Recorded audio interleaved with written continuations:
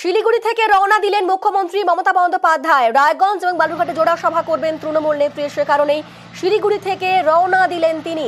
যে ছবি আপনারা দেখতে পাচ্ছেন এই মুহূর্তে, শিলিগুড়ি থেকে রওনা দিয়েছেন তৃণমূল নেত্রী। বালুরঘাট এবং রায়গঞ্জে জোড়া সভা করবেন মমতা বন্দ্যোপাধ্যায়। উত্তরবঙ্গে প্রচারে ঝড় তুলেছে তৃণমূল।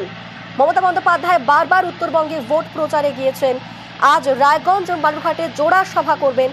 আমাদের সঙ্গে রয়েছেন প্রতিনিধি বিশ্বজিৎ। এবং একেবারেই আজ মুখ্যমন্ত্রীর জোড়া সফর রয়েছে।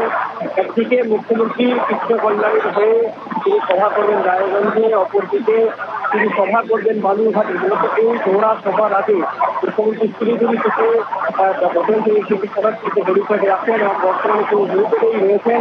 কিছুক্ষণের মধ্যে এই হেলিপ্যাড থেকে তার যে হেলিকপ্টার সেটি কিন্তু ইসলামপুরে নামবে এবং ইসলামপুর থেকে সরাসরি তিনি কিন্তু রায়গঞ্জে। বিশ্বজিৎ, তোমার কথা একেবারে স্পষ্ট না, তুমি স্থান পরিবর্তন করে কথা বলো। যে ছবি আপনারা দেখতে পাচ্ছেন, শিলিগুড়ি থেকে রায়গঞ্জ রওনা দিয়েছেন মুখ্যমন্ত্রী মমতা বন্দ্যোপাধ্যায়। আজ রায়গঞ্জ এবং বালুরঘাটে জোড়া সভা করবেন তৃণমূল নেত্রী। বিপ্লব মিত্র এবং কৃষ্ণ কল্যাণীর সমর্থনে প্রচার করবেন তৃণমূল নেত্রী, সে কারণেই হেলিকপ্টারে শিলিগুড়ি থেকে রায়গঞ্জ রওনা দিয়েছেন তৃণমূল নেত্রী। আমাদের সঙ্গে রয়েছেন প্রতিনিধি বিশ্বজিৎ, যেমনটা বলছিলে তুমি।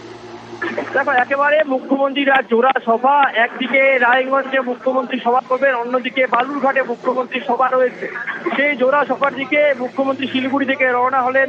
মুখ্যমন্ত্রীর হেলিকপ্টার ইতিমধ্যে রওনা হলো ইসলামপুরের দিকে এবং ইসলামপুর থেকেই মুখ্যমন্ত্রী কিন্তু আজ সড়ক পথে রায়গঞ্জে পৌঁছাবেন এবং সেখান থেকেই জোড়া সভায় কিন্তু থাকবেন। প্রথমে তিনি রায়গঞ্জে কৃষ্ণ কল্যাণীর হয়ে প্রচারে নামবেন, সেখানে সভা করবেন। তারপর থেকে সেখানে কিন্তু ফের হেলিকপ্টার হয়ে তার সভা কিন্তু চলে যাবে বালুরঘাটে, সেখানেই তিনি কিন্তু ফের সভা করবেন।